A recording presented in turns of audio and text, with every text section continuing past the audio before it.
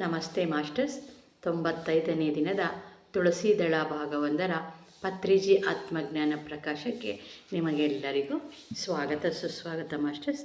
ಈ ದಿನದ ಸಂದೇಶ ಸತ್ಯಸಾಯಿ ಅವರು ಏನು ಹೇಳ್ತಾರೆ ಅಂತ ನೋಡೋಣ. ಶ್ರೀ ಸತ್ಯಸಾಯಿ ಅವರು ಏನು ಹೇಳ್ತಾರೆ ಅಂದರೆ, ಪ್ರಪಂಚದಲ್ಲಿ 2 ಬಗೆಯ ಪ್ರಜೆಗಳಿದ್ದಾರೆ. ಒಂದು ನಾಸ್ತಿಕರು, 2 ಆಸ್ತಿಕರು. ಈ ಕಣ್ಣುಗಳಿಗೆ ಕಾಣುವುದೇ ಸತ್ಯ, ಈ ಕಣ್ಣುಗಳಿಗೆ ಕಾಣದೇ ಇರುವುದಕ್ಕೆ ಅಸ್ತಿತ್ವವೇ ಇಲ್ಲ ಎನ್ನುವುದೇ ನಾಸ್ತಿಕತ್ವ. ಭೌತಿಕ ಚಕ್ಷುಗಳಿಗೆ ತಿಳಿಯದಿರುವುದು ಮತ್ತು ದಿವ್ಯ ಚಕ್ಷುವಿನಿಂದಲೇ ಪ್ರಸ್ಫುಟವಾಗುವುದು ಇದೆ ಎಂದು ಹೇಳುವುದೇ ಆಸ್ತಿಕತ್ವ ಅಂತ ಹೇಳ್ತಾರೆ. ದಿವ್ಯ ಚಕ್ಷುವಿನಿಂದ ಪ್ರಕಟವಾಗುವ ಆತ್ಮ ಪದಾರ್ಥವೇ ಸಕಲ ಭೌತಿಕತೆಗಳಿಗೆ ಮೂಲಾಧಾರ ಎನ್ನುವುದೇ ಮೂಲ ಆಸ್ತಿಕ ಸಿದ್ಧಾಂತ. ಸೃಷ್ಟಿಯಲ್ಲಿ ಅನಾದಿಯಿಂದಲೂ ನಾಸ್ತಿಕತೆಗೂ ಆಸ್ತಿಕತೆಗೂ ಪರಸ್ಪರ ಘರ್ಷಣೆ ನಡೆಯುತ್ತಲೇ ಇದೆ. ನಾಸ್ತಿಕರು ಸದಾ ದುಃಖಕರವಾದ ಜೀವನವನ್ನು ಅನುಭವಿಸುತ್ತಿದ್ದಾರೆ. ಆಸ್ತಿಕರು ಸದಾ ಆನಂದದಲ್ಲಿ ತೇಲಾಡುತ್ತಾ ಜೀವನವನ್ನು ಕಳೆಯುತ್ತಾ ನಿತ್ಯ ಪ್ರಗತಿಯನ್ನು ಸಾಧಿಸುತ್ತಿದ್ದಾರೆ. ಸರ್ವ ದೇಶ ಕಾಲ ಪರಿಸ್ಥಿತಿಗಳಲ್ಲೂ ಮಹಾತ್ಮರು ಸ್ವಚ್ಛವಾದ ಆಸ್ತಿಕತೆಯನ್ನು ಪ್ರಬೋಧಿಸಲು ಅವತರಿಸುತ್ತಲೇ ಇದ್ದಾರೆ. ಅಂತಹ ಮಹಾತ್ಮರಲ್ಲಿ ಈಗಿನ ಸತ್ಯಸಾಯಿ ಅಗ್ರಗಣ್ಯರು. ನಾಸ್ತಿಕ ಮೂರ್ಖರನ್ನು ಆಸ್ತಿಕ ವಿಘ್ನರಾಗಿ ತಯಾರು ಮಾಡುವುದೇ ಅವರ ಜನ್ಮಧ್ಯೇಯ ಅಂತ ಹೇಳ್ತಾ ಇದ್ದಾರೆ. ಸರ್ವ ರೋಗಗಳಿಗೆ, ಸರ್ವ ಆಂದೋಲನಗಳಿಗೆ, ಸರ್ವ ವ್ಯಥೆಗಳಿಗೆ, ಸರ್ವ ಭಯಗಳಿಗೆ, ಸರ್ವ ಯುದ್ಧಗಳಿಗೆ ನಾಸ್ತಿಕತೆ ಮೂಲ ಕಾರಣ. ಸ್ವಚ್ಛವಾದ ಆಸ್ತಿಕತೆ ಸಕಲ ಆರೋಗ್ಯಗಳಿಗೆ, ಸಕಲ ಸೌಭಾಗ್ಯಗಳಿಗೆ, ಸಕಲ ಸಿದ್ಧಿಗಳಿಗೆ ಮೂಲ ಬೀಜ. ಪ್ರಪಂಚದಾದ್ಯಂತ ಲಕ್ಷಾಂತರ ಜನರು ಭಗವಾನ್ ಸತ್ಯಸಾಯಿ ಅವರು ತ್ಯಾಗಮಯ ಜೀವನದಿಂದ, ಮೂರ್ಖ ನಾಸ್ತಿಕತ್ವದಿಂದ ಒಳ್ಳೆಯ ಆಸ್ತಿಕತೆಯ ಕಡೆಗೆ ಮರಳಿಸಲ್ಪಡುತ್ತಿದ್ದಾರೆ.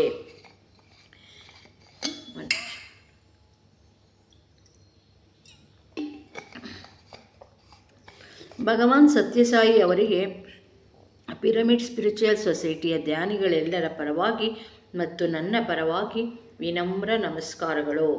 ಸ್ವಚ್ಛವಾದ ಆಸ್ತಿಕತೆಯಿಂದ ಇನ್ನೂ ಮುಂದಕ್ಕೆ ನಾವು ಪುರೋಗಮಿಸಿ ನಮ್ಮ ಸ್ವಂತ ಸಿದ್ಧತ್ವದ ಕಡೆಗೆ, ನಮ್ಮ ಸ್ವಂತ ಬುದ್ಧತ್ವದ ಕಡೆಗೆ ನಡೆಯಬೇಕಾಗಿದೆ.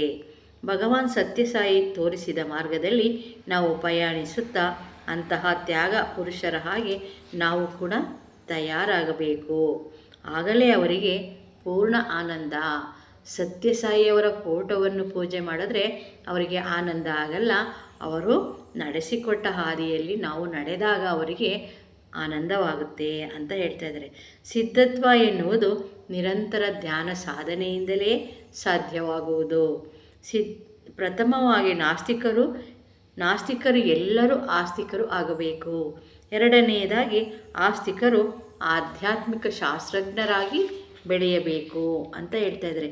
ಧ್ಯಾನ ಎಂಬುದು ಒಂದು ವರ. ಧ್ಯಾನ ಎಂಬುದು ಮಾನವನನ್ನು ಪುನೀತಗೊಳಿಸುವುದೇ ಒಂದೇ ಅದೇ ಪ್ರಕ್ರಿಯೆ. ಮಾನವನನ್ನು ಪುನೀತಗೊಳಿಸುವ ಒಂದು ಪ್ರಕ್ರಿಯೆ ಧ್ಯಾನ ಅನ್ನೋದು. ಧ್ಯಾನ ಮಾನವನನ್ನು ದಿವ್ಯ ಮನಸ್ಸು ಇರುವವನ ಹಾಗೆ ರೂಪಿಸುತ್ತದೆ.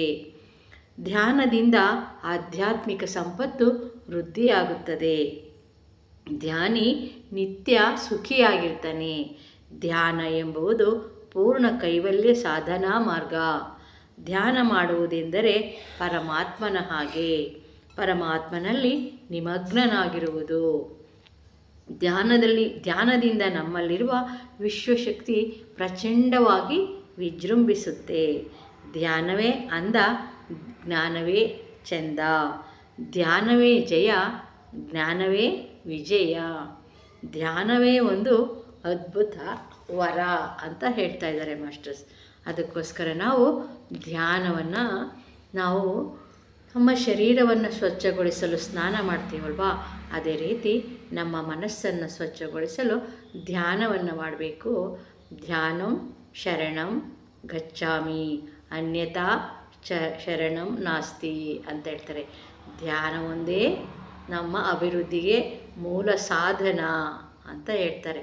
ಅದಕ್ಕೋಸ್ಕರ ನಾವು ಧ್ಯಾನವನ್ನು ಮಾಡ್ತಾ ಜ್ಞಾನವನ್ನು ಪಡಿತಾ ನಮ್ಮ ಜೀವನವನ್ನು ಅದ್ಭುತವಾಗಿ ನಡೆಸ್ತಾ ಹೋಗೋಣ ಮಾಸ್ಟರ್ಸ್. ಆನಂದದಿಂದ, ಖುಷಿಯಿಂದ, ನೆಮ್ಮದಿಯಿಂದ ನಡೆಸ್ತಾ ಹೋಗೋಣ. ಇವತ್ತಿನ ಅಫರ್ಮೇಷನ್ನು, ನಾನು ಧ್ಯಾನವನ್ನು ಮಾಡ್ತಾ ನಾನು ಆರೋಗ್ಯವಾಗಿದ್ದೇನೆ. ನಮ್ಮ ಸುತ್ತಮುತ್ತಲಿನ ಎಲ್ಲರೂ ಆರೋಗ್ಯವಾಗಿದ್ದಾರೆ ಅಂತ ಒಂದು ಅಫರ್ಮೇಷನ್ ಹೇಳ್ಕೊಂಡು ನಮ್ಮ ಮಾಸ್ಟರ್ಸ್ ಇವತ್ತು. Thank you masters, thank you so much. ಜೈ ಹೋ ಪತ್ರಿಜಿ, ಜೈ ಹೋ ಪತ್ರಿಜಿ, ಜೈ ಹೋ ಪತ್ರಿಜಿ. ಧ್ಯಾನ ಜಗತ್, ಪಿರಮಿಡ್ ಜಗತ್, ಶಾಕಾಹಾರ ಜಗತ್ ಕಡೆ ನಾವು ಕೂಡ ಪತ್ರಿಜಿಯವರ ಜೊತೆ ಹೆಜ್ಜೆಯನ್ನು ಹಾಕ್ತಾ ಮುಂದೆ ಸಾಗೋಣ masters. Thank you so much.